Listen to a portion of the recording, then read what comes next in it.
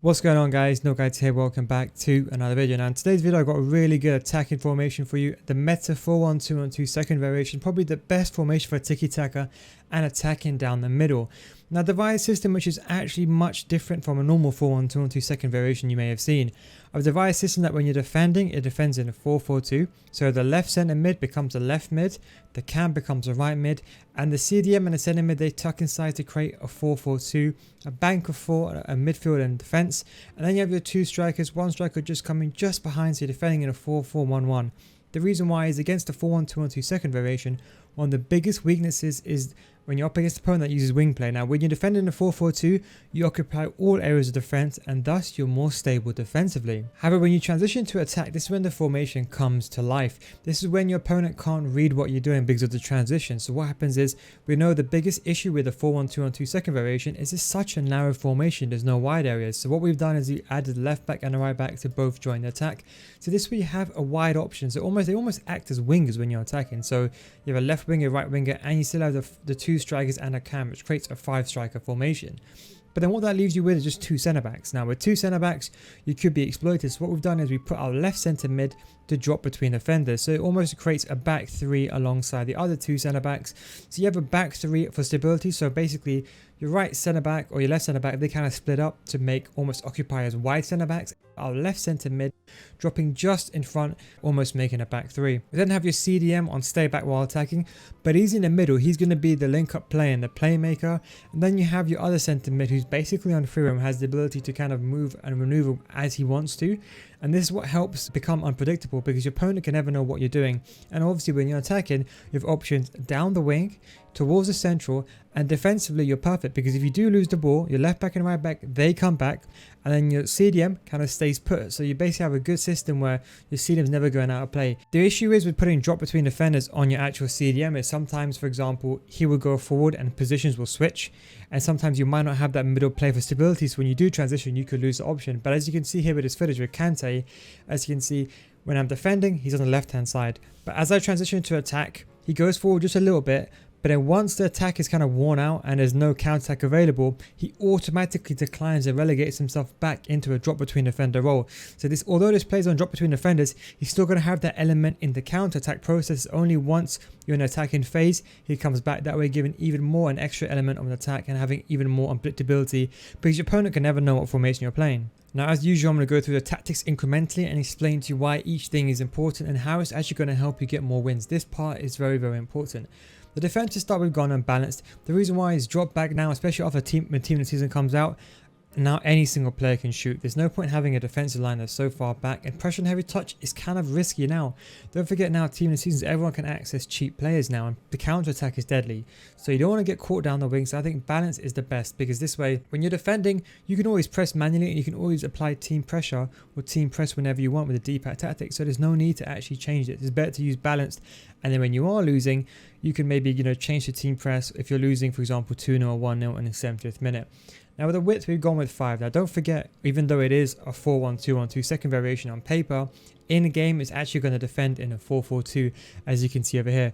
Now you don't want it to be too narrow because obviously the players are going to be coming from different positions and coming into like a 4-4-2. And the same reason you don't want it to be too wide because then you're going to have too much of a gap between the left centre mid and the right centre mid. Don't forget, as I said, your left centre mid, he drops in between defenders when you attack, when the left back and right back go forward.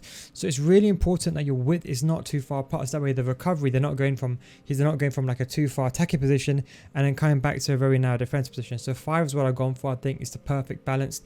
You can reduce this down if you want to, but I think 5 is the best balance. Now depth, I would say 3 is the best depth, but in all honesty, we've gone with 4 because this is an attacking formation. You don't want to be too far back. You don't want to be too reserved.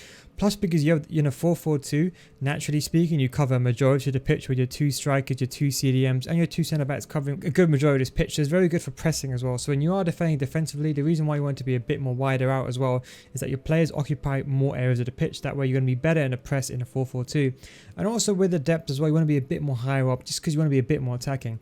Also the transition as well, you want your players to be a bit more advanced in the first place.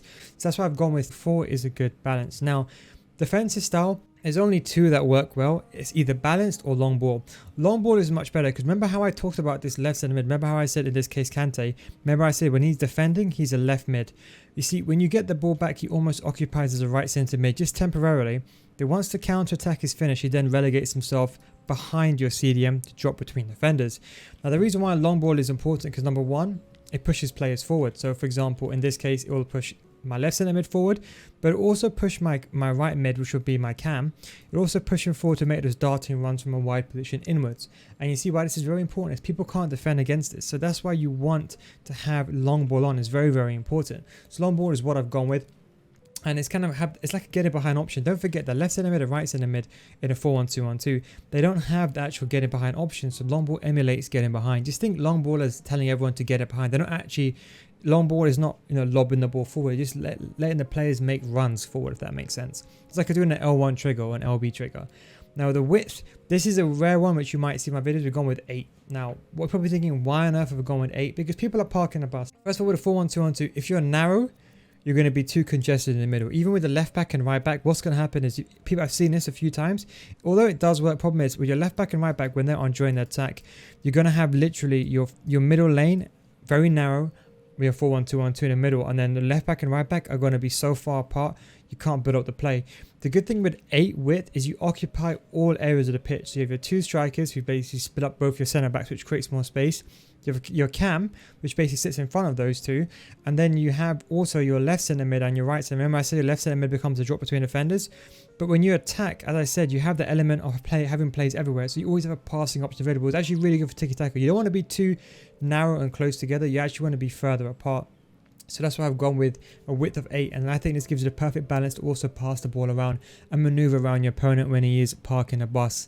Now players in the box, I'll be honest, you can use whatever you want. I've gone with 3 just because I think it's a good healthy balance. 3s, I think, because you don't want to have too many players going inside, because when you get the ball with your left, which is going to be a left back and right back, you're going to have your 2 strikers in the middle and your cam, and you're going to have your 2 centre mids. Don't forget 1 centre mids on drop between defenders, so you're going to have a system like this. Almost like this, you're going to have your back 3 with your CDM on drop between defenders. So you're going to have a system like that. And the reason why you don't want to have too many players inside the box is you don't want to get done on a counter attack when the ball's in a position down the wing. Don't forget, get into the box only for crosses, only for crossing zones. So remember that. So that's the reason why we reduced it to 3. Now, corners and free kicks, it's however you want. I would recommend 1 because if you get counter-attacked, you're going to be seriously in big trouble. And I normally pass my corners and free kicks.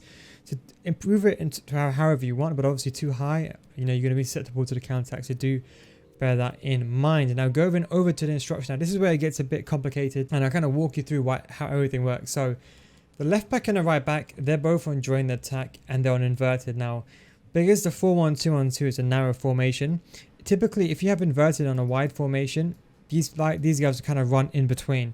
But because you have no wingers in this formation, I left them on inverted. So what this means is they're not going to be too far apart, but they're going to be running forwards, but they're going to be running just kind of a bit more centralized. So that way they have more support towards the center. That's why they're on inverted. They're on during the attack as well. So for both fullbacks, if I was to just leave them on during the attack, inverted and conservative interception. The reason why conservative, sometimes when they go forward, they might be in an advanced position, and sometimes they might be too aggressive. You kind of want them just to run back and only intercept the pass when they can actually win a pass. Otherwise, just run back and get back into position. Both the centre back, remember the left centre back and the right centre back, they split up when you're defending. Now the CDM, this is going to be your centre mid. Remember how I said this CDM, he doesn't move.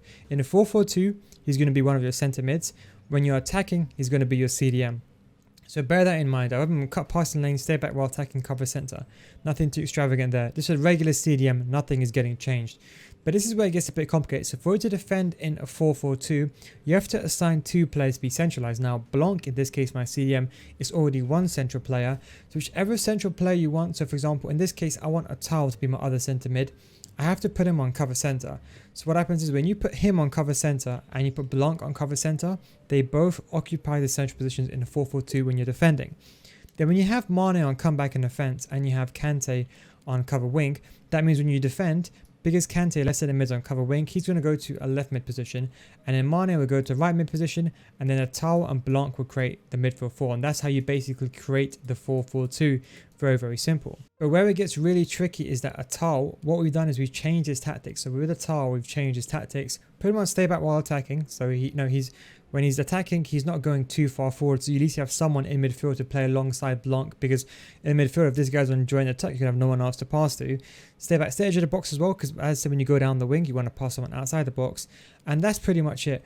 But the left centre mid, this is going to be the person who's going to drop between it. This is going to be the person that's going to basically play as the centre back. Now the other left centre mid, in this case Kante, as I said, he has to play as a drop between defenders. So this is going to be the person that drops in between the defenders when you're attacking. Now don't forget, momentarily he'll be a left centre mid. As soon as the counter-attack opportunity has gone away, he will relegate himself back to a drop between defender role. So he'll drop just in front of the two centre backs. Now don't forget as well, Blanc will still be there, so he's going to be behind Blanc. So we put him on drop between defenders. The most important thing is we put him on cover wing. Now you're going to be thinking, okay, but don't you have to put him on cover centre if he's on drop between defenders? Well, you don't, because how the game works is drop between defenders is always going to be a central role. By putting him on cover wing, when he's defending, he's going to be on the wing. But when you're attacking, he goes to central position. So that's how it works. So that's why you're probably thinking, how does it work? That's how it works. One thing you can do, by the way, is you can put a tile on free roam if you really want to. I wouldn't recommend it, but that is one thing you could try to explore if you find that you want to be even more unpredictable.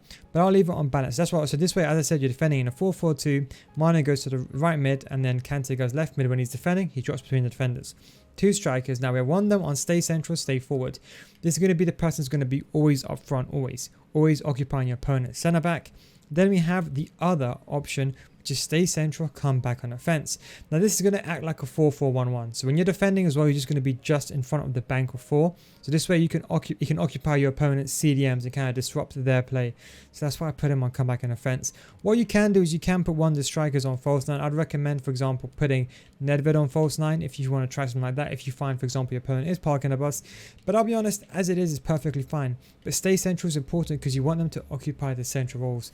But anyway, that is the 4-1-2-1-2 second variation tactics and instructions. Hope you enjoyed this video. It's a really good formation. I hope to see many of you guys using this in the weekend league. By the way, if you haven't subscribed, make sure you do subscribe, because I'm going to have a defending tutorial out soon, and I'm also going to have a progressive tactic for this formation, explaining what you can do for defensive, ultra defensive, and what you can do to change it and make changes. Anyway guys, thank you very much for watching. Take it easy, and I'll catch you next one. Also, on that note, I have a charity stream as well on the 2nd of May, Saturday at 6 PM. Link will be in the description of my Twitch link, so come join us for a charity stream for care charity. Thank you very much for watching, boys. Take it easy, and I'll catch you in the next one. Peace out.